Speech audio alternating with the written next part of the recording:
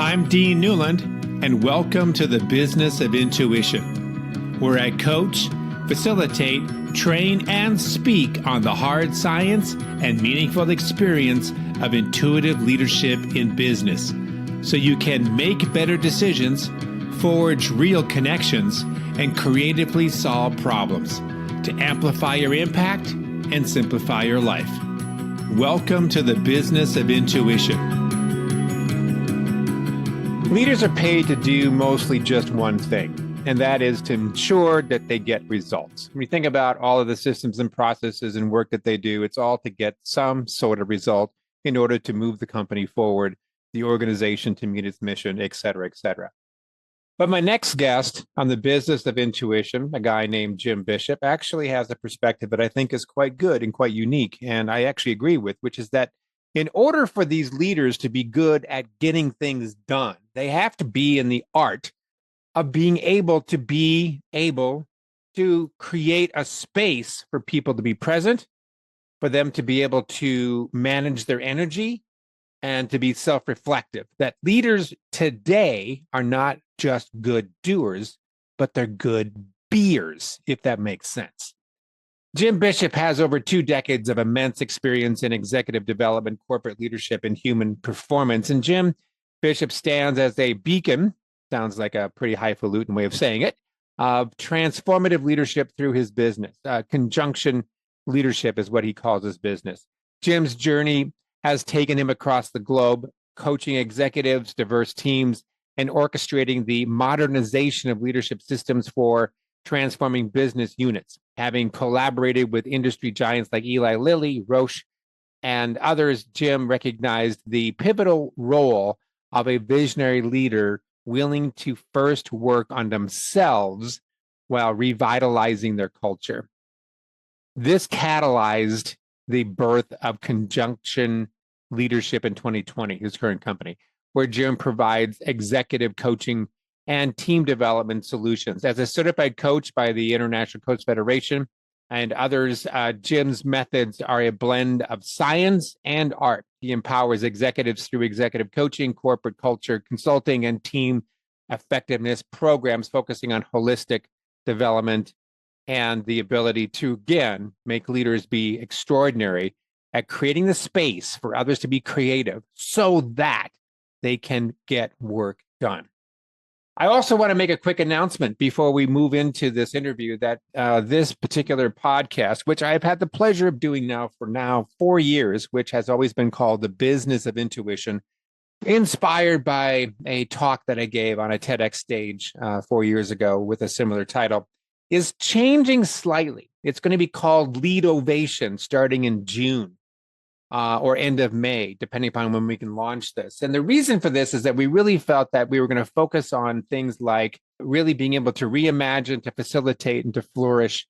And the podcast is really going to be focused for those executives and HR professionals and offering them a unique blend of innovative leadership strategies and practical insights, and to dive into the world where imagining traditional approaches, facilitating effective solutions, and flourishing in a dynamic business environment are going to be key. The idea here is that there's some old principles that are now new again because of our ever-changing world.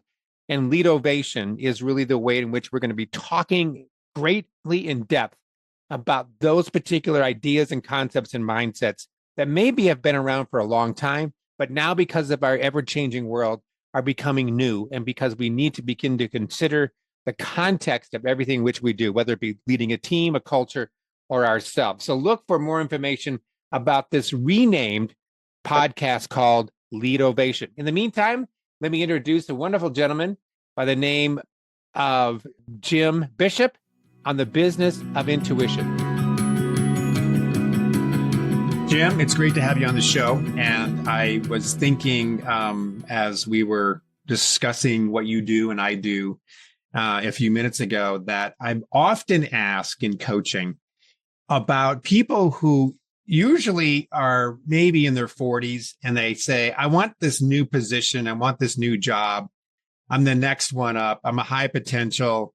I've got this other career aspiration. And I sometimes, probably like you, are brought in to help these high flyers, if you will, get to their next rung on the ladder, right? And then I'll stand back and I'll ask them the question that often causes them to give me that deer in the headlights look, which is, so why do you want this new job? I mean, what's this all about? I mean, what's the why behind the other promotion? And I'm always flabbergasted by the inability for people to really thoroughly answer that question. It just seems like it's another thing to do that they've been doing since they were probably in high school, is always going for the next ring, if you will. And I'm also finding at the same time that the older these people get, the more they continue to be on the hamster wheel of their career, that they feel more and more unsatisfied with life. And they're a bit depressed, quite frankly. Are you seeing that? And what are you getting from the clients that you are interacting with? And if this is something that we can agree with, that this seems to be a pattern. By the way, those of you who can't see Jim, his eyes just lit up like saucers. So I guess we're on the right path here. How do we help these wonderful souls who have been programmed and worked their flipping butt off to get where they are now, to then reestablish and reevaluate their life at a time when they've got a lot to lose, because a lot of people are supporting, and there's a lot on the line here. So what's your take on this, and how do we help these people? Dean, you've asked about 12 questions within no, one sorry. statement. So there's a good. First of all, let me just say thanks for having me on the show, and I can tell already this is going to be a fun dialogue. So, yes, I see the same thing. Let me start with that. I see it in maybe a different sense as well, that a lot of the clients I work with are already at the top of the pyramid, and they're already they've experienced those things because they have taken all of the series of promotions, sometimes without answering the question of why, right? So you might be seeing it in one regard, I see it in another, but the pattern still exists, that sometimes people don't have a clear yes. So they just keep saying, this seems like the right thing, right? Or maybe they don't have a defined no to know what is the limit.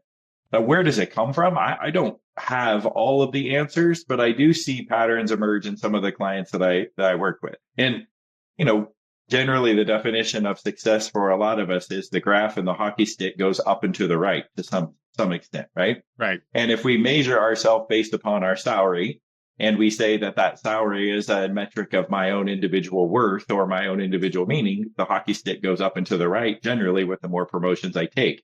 So it's maybe a heuristic or a mental shortcut for me to say this is my value.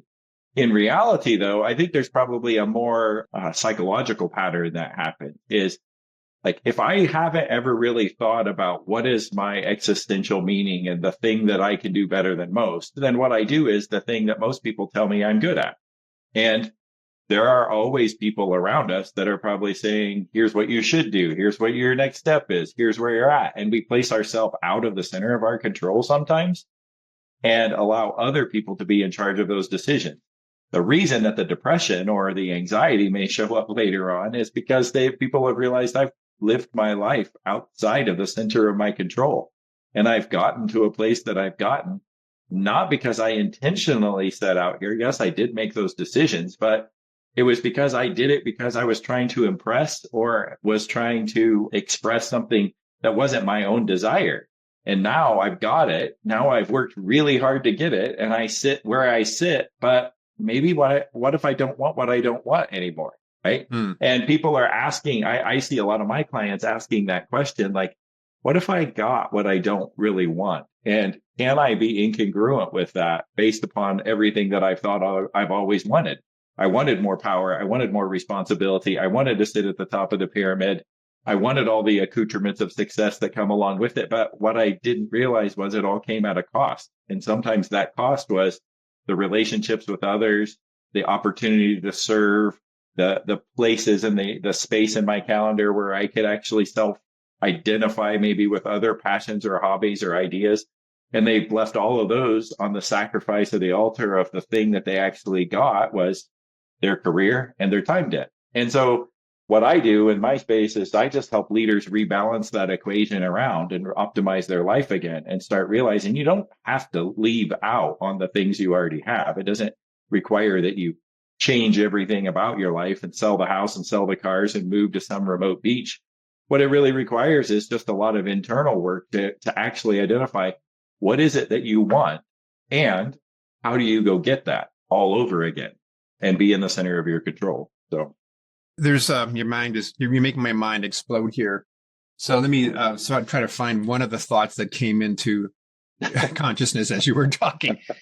Some of what you described, because you live in Indianapolis, right? You live outside. Right. And I think I told you before we started this conversation that my father grew up in Indianapolis. And now I'm seeing this connection between Indianapolis and the way you described this pathway of leadership. And what I'm beginning to realize is that there may be, we might label this, that for many years ago, for hundreds of years, this was sort of the male definition of leadership. This was what men did.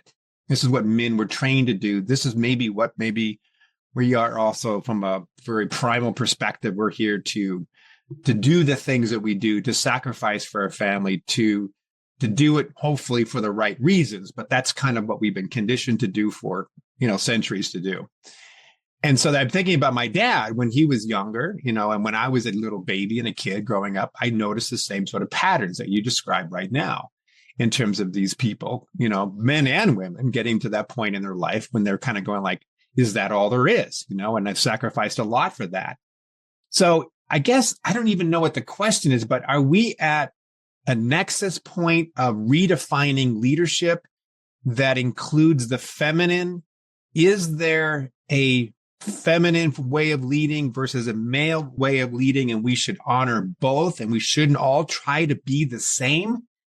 Or are we trying to be the same, and is that the right path? And is the reason why we're stressed out partly is because we're trying to be something that we shouldn't be or that we're not? Again, I'm sorry, Jim, 5 different questions in one statement, but what's your thoughts about this whole male-female leadership pathway that we are now seemingly coming together on? And I don't know if it's working. Yeah. There is a dynamic there. And I think the pandemic and everything that was associated with 2020 forced us to a reconciliation of what does that mean. What I mean by that was in 2020, early 2020, the pandemic had set in, everybody was working remotely. A lot of relationships were broken. A lot of the water cooler talk that we experienced in our work or the social connections that we had were just naturally eroding as we buckled down, learned how to use Zoom, and interacted in a much, much different way with a lot less connection in that regard. That was one piece of it. Then later in 2020, with all the social unrest and some of the hashtag Me Too movements that were going on, right? Then there was this reconciliation around social justice and righting the wrongs of the past and trying to reconcile how do we bring that into our workplaces of today. All of that, to me, brought on a new, what I would call an employee value proposition. When we weren't connected with other people, one of our most primal needs as human beings is to connect, to feel a sense of meaning and belonging to the people that are around us. What we experienced was our churches, our schools, the places that we most naturally found that meaning and connection in our communities had largely shut down. And sometimes our distrust of those large institutions were also breaking down at the same time. So people weren't naturally finding that meaning and connection, and they looked for it in the workplace. That was the last thing, that was the last institution that was still standing in the middle of all that, where people were saying, do you even know me? Do you know what I do? Do you know me as a person, or do you just know me as the work that I produce? Okay, so with that employee value proposition in mind, and this is what people are looking for, during that period of time, our archetypes, if you will, kind of did show up a little bit. And I do think there is a masculine energy, and I think there's a feminine energy. Can they be expressed by the different genders? Absolutely, it can.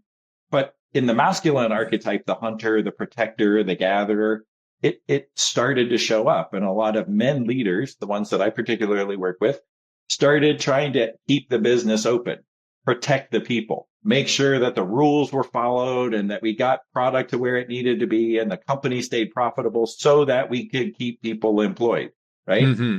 They went into this overprotective kind of mode of making sure the operations and the business ran the way that it should. I also saw some of my female counterparts stepping into those messy conversations with greater ease and fluidity about, Tell me about your experience growing up differently than I did. Tell me about how you're feeling right now. I want to understand the emotional connection that you do or don't have. And when we got on Zoom meetings or where I was working with clients, what I would see is that feminine energy allowed people to come together, even in a remote environment, and say, I still feel like I have meaning and worth. My male counterparts maybe didn't do that quite as easily, and have had to learn that over time of how to help people adapt and connect. But mainly, they've had to help themselves learn that, because it's not natural for most men to grow up in an environment where we're emotionally literate. And if we can't recognize our own emotions readily, it's hard for us to recognize them in others. This is a generalization, but most boys are kind of conditioned in some cases that expression of emotion is sometimes a weakness. Like on the ball field or whatever, we're told to rub some dirt on it. We're just told to get over it. We're put on the stiff upper lip. That carries itself through generation after generation, and it showed up large and loud during the pandemic. And I think we're still kind of dealing with that to some extent. In my work, a lot of my work focuses on helping my clients just understand what they are experiencing, and that it is neither an either or situation, thus the name conjunction. I'm neither happy nor sad. I can be both of those things. I can find satisfaction and joy at the same time that I'm really frustrated by something else. And if I can put all of those emotional connections in the same place and not neutralize it by saying I'm fine, what happens is I give myself a lot more emotional dexterity to recognize all of the other emotions that are going on around me. And we can connect in our human condition while we get good work done. So it seems sort of then obvious that we're bringing the best of both. Hopefully, this is the altruistic side of me saying the male and the female coming together. And that at least in my generation, maybe your generation as well, we've seen those two paths, the female and the male, all of a sudden join. Again, as I go back to my childhood, my mother was the nurturer. She was the one that was much more emotionally literate. My father wasn't, but he was the worker. And now all of a sudden we have the workforce that we do.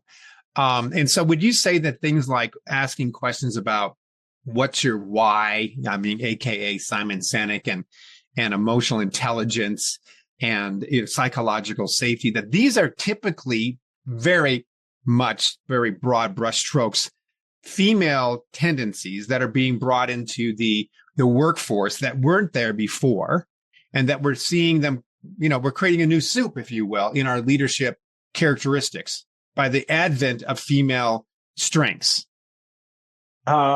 Yes and no. I would say feminine strength, right? Feminine energy. Okay. Not just due to the gender of a female, but the blessing that has happened. Yeah, fair enough. The blessing that has happened over time is I do think we have more representation in our workplaces of diversity, which allows us to have more of that energy naturally expressed. And because of that, we tend to wrap models or frameworks around things that, and even as such, we label them as soft skills, right? Leadership today is even still thought of as a soft skill when it's probably the hardest thing that you can learn. The most difficult part of it is tapping into yourself. And so, yeah, I do think it's probably an expression of the feminine energy that we've learned that we need to embrace. And the psychology and the scientists and even some of the social science behind it is let's put words around it so that words and meaning can be shared. When words or meaning are shared, culture emerges. So I wonder what your thoughts are on this, Jim. I was talking to one of my clients about this, that I call it the pandemic. I think the pandemic in some ways uncovered things that were already there. It just brought it forth. We were able to see that what was hidden. We had, a booming economy pretty much in 2019. It's hard to see the underbelly when we're supposedly feeling successful, at least on the general sense. Like, of course, a lot of people weren't, but generally speaking, society was sort of saying that. I wonder about this idea that to be the leader, meaning a person who leads, a person who has a vision, a person who certainly will take advantage of all the subject matter experts and getting people on board, but in the end will be the bold one who will take the slings and arrows and will charge forward because it's the right thing to do. Sometimes when I was talking to this other person, we were talking about that's getting harder to do because we've seemed to take the pendulum and moving much more towards making sure that everybody's comfortable, everybody's on board, and everybody agrees from a consensus perspective. And that we've sort of have overcompensated to the point where we can't serve everybody all the time. We can do the best we possibly can, but that friction of including people in the process at the same time of moving forward, getting everybody on board, and yet moving us in the right direction, that tension seems to be very much a part of what I notice in organizations and with leaders, and feeling uncomfortable about where I should fall and how do I bring this all together is makes for a sticky wicket, as they say. What's your sense about all this? Yeah, there's a lot of thoughts that go through my mind in that. Like, let me first take one of the first phrases that you said and maybe pick it apart a little bit. But you said that the pandemic brought out what was already there. And I would agree with that. I also would say that the statement that you made was, we just weren't aware of it, is one that can be made out of you and I coming from more of maybe a privileged background, right? A white male demographic, where what was already there, we just weren't aware of because we hadn't experienced many of those things. We didn't know what it was like in some cases that maybe other people always knew that it was there regardless of what the economy was doing. They just 100%. Didn't have the voice to it, right? 100%. So, yeah. Yes. So with that said, then I think that what is happening is this reconciliation of it all, where we're getting it all mixed around and people are feeling comfortable saying, I have an opinion. Now, back to your point of how do you make consensus happen? And does everybody have to agree all the time? And is that stalling our leadership capabilities? I don't know that it's stalling our leadership. What it means is we probably need to change the way that we lead a little bit, and maybe some of our definitions, that the hard charging leader just plunges forth and says, you're going to follow me because. I think there is the principle there that if I didn't have the chance to weigh in, I'm probably not going to buy in. Right. And so 100%. Yes. There are still some militaristic archetypes of leadership that many people have. And there are some people who have grown up in the environment of what I would call the Jack Welch era, where we're going to fire our 10% and promote our top 10%. Yes. And they have an archetype in the back of their brain that says, I've just got to make the decision come hell or high water. That may not be the case. It may be the decision needs to be made. And my job is to facilitate the ability for the group to make that decision. And sometimes that means we need to do what's best for all of us, even if it's not good for a couple of us or a few of us, right? And the community concern piece is really what we're lacking.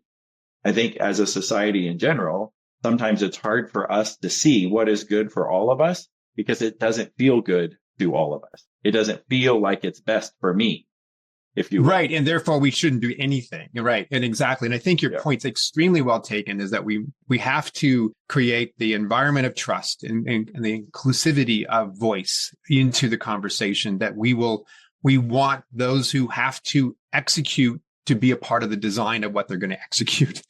Yep. And there's a great little model that I learned from the chief culture officer over at ASU that is basically, it's a 1 to 5 kind of a decision-making model. And I'll quickly share it because I think it's so useful in terms of being able to help leaders make decisions with their teams when they sometimes are stymied by, I don't have a complete consensus here. What do I do? Do we keep kicking this can down the road to the next meeting, to the next meeting, to the next meeting? And here we are 6 months later, we've done nothing because not everybody agrees.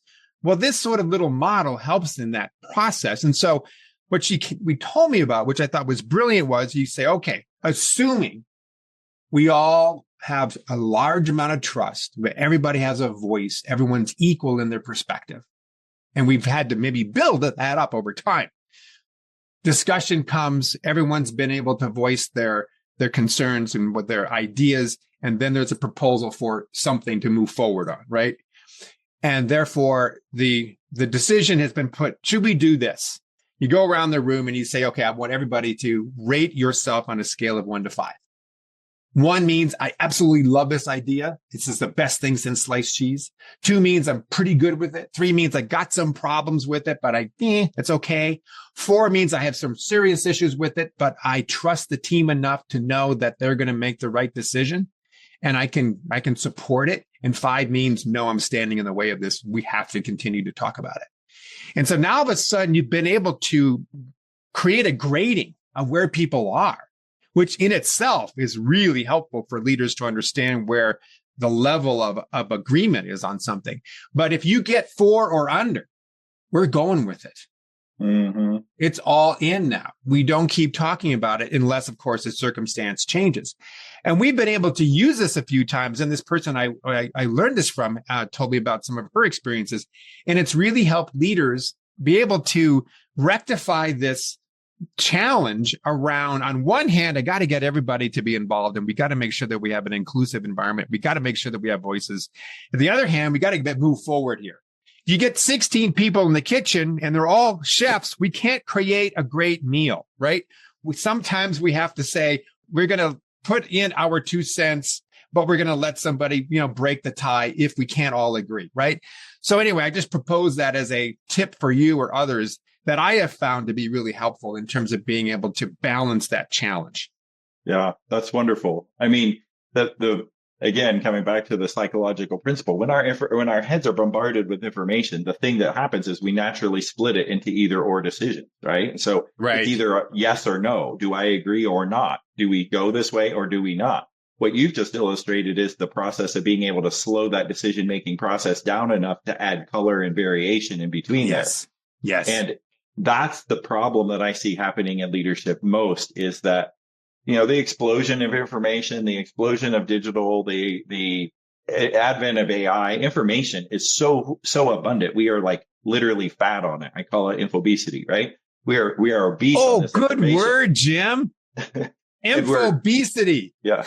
When you have that much information in your brain, it can't handle it. It's like you're overloading the computer system. And so it has to start categorizing it, and it splits it into the most either or option, those two extremes. It's what's happening in our political situation right now, right? And when we can slow that decision-making process down, what happens is variations of gray start to emerge between the black and the white. That is brilliant, man. You just made my afternoon on that. You just articulated it so well. I think it's the same way with trust. I mean, it's just a common word that we use all the time. Hey, Jim, I trust you or I don't trust you. Yes. I trust my wife or I don't trust my wife. I trust my boss. I don't trust my boss. That's such a binary either or, 100% zero. I mean, how do you possibly label your relationship in such an extreme? Yes. It's not possible. There was another, model, I don't know if I found it somewhere, where you could say, you know what, Jim, I trust the fact that you care about me. I trust the fact that you're competent in what you can do. I trust the fact that you say that you mean what you say, that you're authentic.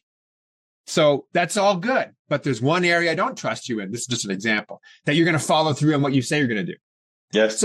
And then all of a sudden I realize, okay, what's my issue with Jim when it comes to my trust? I trust him in all these other areas, but I don't trust him to follow through what he says he's going to do. So now all of a sudden I'm armed with something that I can go back to Jim and say, Jim, in order for this relationship to get to its next level, I have a request of you to do X, Y, and Z. And if you do that, my trust of you is going to continue to grow. And, so now we have a platform, an ability to ask for what we want. But when we say, I trust you, I don't trust you, there's nothing I can do about it. I love the world that you're creating. And the one that I want to live in is one where we do that, where we're able to have those kind of tension-filled but productive conversations with one another, right? Where today it's either I like you or I don't. And if I don't talk to you. If I do, I'm going to be overly nice to you most of the time. But somewhere in the middle, we have the opportunity to get along with most people if we're able to have tension-filled, productive conversations. It's so good because I would think about like style of communication, whether your flavor is Myers-Briggs or True Colors or Hogan or Predictive Index. We have one that's a variation of social agility or social styles. But, the point of all that is, as you said, that we have infobesity. Infobesity. Yeah. God, that's so good, man. That's a great phrase. Is that we have to, because of that infobesity, say yes or no to things all the time. Yes, no, yes, no, yes, no. And we never get to the real flavor of what's being presented to us. So if I have a style that comes to you that you don't like, you may never get to the content of what I'm trying to give you. It may be exactly what you need, but because my style is too big or too analytical, you say no without even getting to the gift that I'm about ready to hand you. Yes. And we do it all the time with people. Yeah. It's only getting worse. It's only getting worse. And I feel like most people don't understand how their neural system works and how they're overloading it and how they're giving themselves too much input without enough space. When you do that, it overloads the network. It fries it. And your brain your brain is the reserve. It's the place that budgets your energy, right? And it's going to put all of the cognitive and judgment functions on the back burner because it's thinking it's under a constant threat.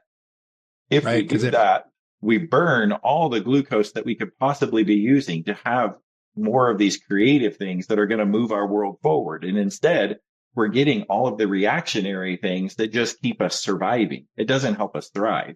No wonder we're burned out. Our brains are fried. I mean, 20% of our calories get used by our brain, right? Yeah. And the brain cannot handle. It's like we have a world that's living at a 10 gigabyte speed with a 286K Pro brain. Yeah. We can't process it. It's like we're shoving in a 220 volt into a 110.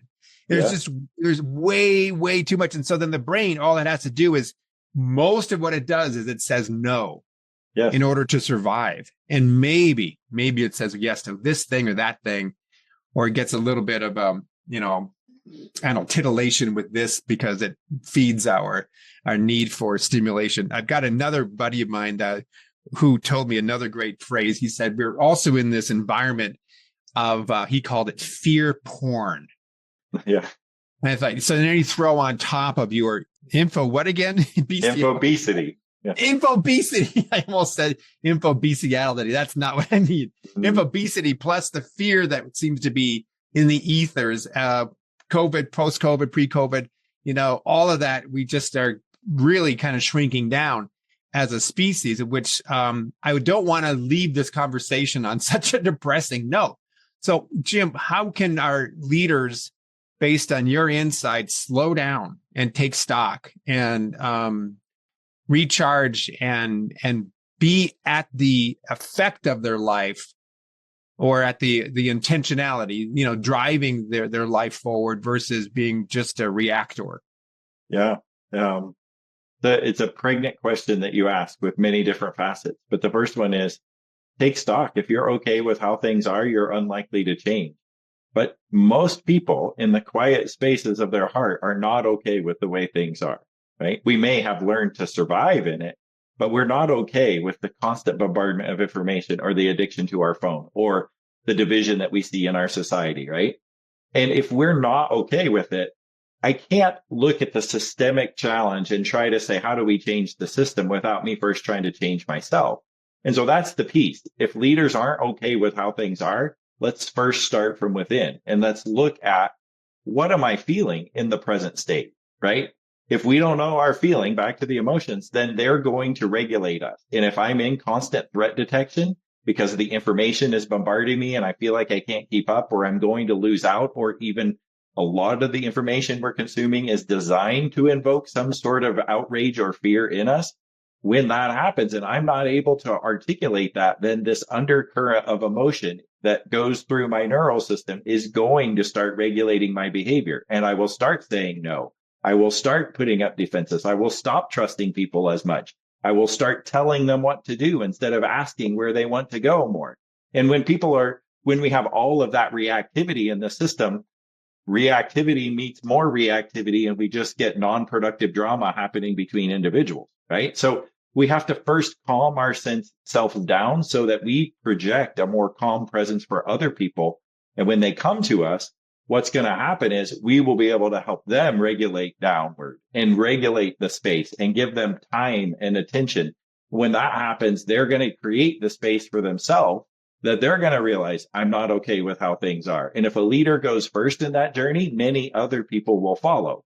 If a leader doesn't go first in that journey and they have leadership by position and they're creating a lot of reactivity amongst themselves, they will create reactivity downstream, and it's just going to magnify over and over and over again. Right. And so I'm a huge proponent. Like, I tried for years to put people in classrooms and train them and help them understand this, but it didn't work because they would go back to a leader who didn't understand it. But in my model today, I start with a leader and we help them figure out how to lead with more grace and ease so that they can have a lot more pleasant interactions with people. But what they're really doing is regulating the environment, the vibe that goes on amongst people so that we can be in the creative space together.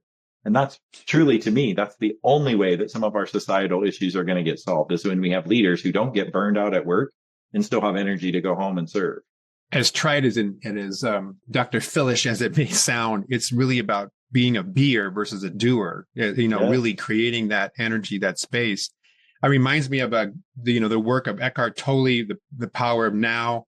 It reminds me of the constant awareness that I have with leaders is that they don't have even 20% of understanding of their energy's effect on other people. Absolutely. And I get blown away all the time. People come back to me and go, yeah, you said something 2 years ago and it made a difference. I went, I had no idea. I just know that what our energy and our ability to be present and ability to create that creative space to where you described it, Jim, is probably one of the most important things that a leader can do. Yes. And then from that environment, you can start talking about what we're going to do. But until you have that fertile backyard, how are you going to plant anything? And that space is that fertile backyard. This is great. This has been a great discussion. I never know where these are going to go. I go like, all right, who is this Jim guy? And then all of a sudden we have this great discussion. Tell people how they can connect to you and follow your work. Yeah. Conjunctionleadership.com is the website. It's going to have the most, overview about what we do and some downloadables there. If you want the most current stuff and kind of my inside thoughts, I usually put that out on LinkedIn. So daily posts out there, occasional blog posts, and occasional messages that are, hypothesis about things I'm trying to test out, or theories that I had, or just insights that I've gained after working with many clients in this space. But, I think that the biggest message I leave behind in all of that is we've got to stop trying to react to the world around us, and we've got to get ahead of the problems, because when we're reacting, all we're doing is getting more of the same. But when we're creating, we're actually moving things forward in a way that is challenging, but in a direction that we can't tolerate what's happening anymore. So we need leaders who are courageous and brave and who can create the environment for other people to follow. I'll say one last thing, was that it makes me think that the external drama that we see in the world is really a reflection of our own collective internal drama. And that if we're going to change the external, we got to get our internal figured out first. Yes. I love that. I tell clients all the time when they're like, I think I need a new job. I think I need a new boss. I think I need to sell my house and move to Tahiti, whatever it is. I'm like, let's stop trying to change the external until we figure out what's going on the internal, because you'll just find yourself in the same situation all over again, even if you change whatever without changing the inside. So very good. Well, I hope people call you up. You're good. Awesome. Thank you, Dean, for having me. This was a fun and uplifting conversation. Likewise. Thank you. Thank you for listening to The Business of Intuition. If you enjoyed the show, please subscribe, rate, and review on Apple Podcasts, Google, Spotify, or wherever you get your podcasts. If you'd like to learn more about Dean or Mission Facilitators Leadership, go to mfileadership.com. That's mfileadership.com.